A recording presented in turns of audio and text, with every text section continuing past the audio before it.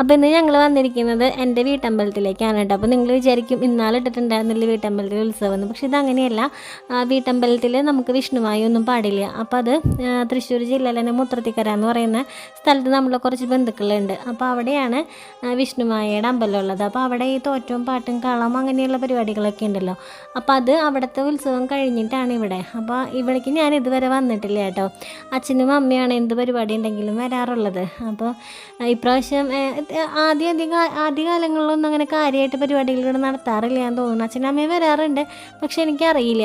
അപ്പോൾ ഇപ്പോൾ അത്യാവശ്യമൊക്കെ എല്ലാ കാര്യങ്ങളൊക്കെ വിപുലീകരിച്ചും കൊണ്ടിരിക്കുകയാണ്. അപ്പോൾ ഞങ്ങൾക്ക് അങ്ങോട്ട് വരണമെന്ന് ഒരു ആഗ്രഹം ഉണ്ടായിരുന്നു. അപ്പോൾ ദൈവം സഹായിച്ചിട്ട് വരാനായിട്ട് സാധിച്ചു. അപ്പോൾ അവിടെ ഇങ്ങനെ പാട്ട് ഒക്കെ ഉണ്ടാവുമല്ലോ, അതൊക്കെ കേട്ടിട്ട് കാണാൻ ഭയങ്കര ഹാപ്പി ആയിരുന്നു കേട്ടോ. ചില ഉത്സവങ്ങൾക്കൊക്കെ പോയി ഭയങ്കര കൊട്ടും പാട്ടൊക്കെ കേൾക്കുമ്പോൾ ചിലപ്പോൾ അവൻ കരയും, പക്ഷേ ചിലയിടത്ത് പോകുമ്പോൾ ഭയങ്കര ഹാപ്പി ആട്ടോ. അപ്പോൾ ഞാൻ ആദ്യമായിട്ടാണ് കേട്ടോ ഇങ്ങനെ വിഷ്ണുമായിക്ക് തുള്ളുന്നത്, മുത്തപ്പന് തുള്ളുന്നത്. നമ്മൾക്കിങ്ങനെ കൽപ്പനകളൊക്കെ പറയില്ലേ, അതൊക്കെ ഞാൻ അങ്ങനെ ഞാൻ കണ്ടിട്ടില്ല. അപ്പോൾ ഞാൻ കണ്ണൻ്റെ കാര്യമൊക്കെ അവിടെ ചോദിക്കുകയൊക്കെ ചെയ്തു കേട്ടോ. അപ്പോൾ നമ്മുടെ എന്താ പറയുക, കാരണന്മാരാണല്ലോ, അവർ നോക്കിക്കോളാം എന്നുള്ളതിലൊക്കെ കുറേ ഇതൊക്കെ പറഞ്ഞപ്പോൾ ഭയങ്കര സന്തോഷം തോന്നി മനസ്സിൽ.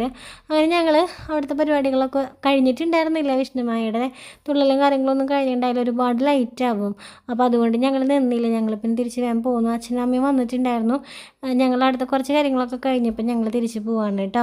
അപ്പോൾ ജാനിക്കുട്ടി വന്നിട്ടുണ്ടായിരുന്നു അച്ഛനും അമ്മയുടെയും കൂടെ. അപ്പോൾ ആദ്യമായിട്ടാണ് കേട്ടോ അമ്പലത്തിലേക്ക് പോകുന്നത്.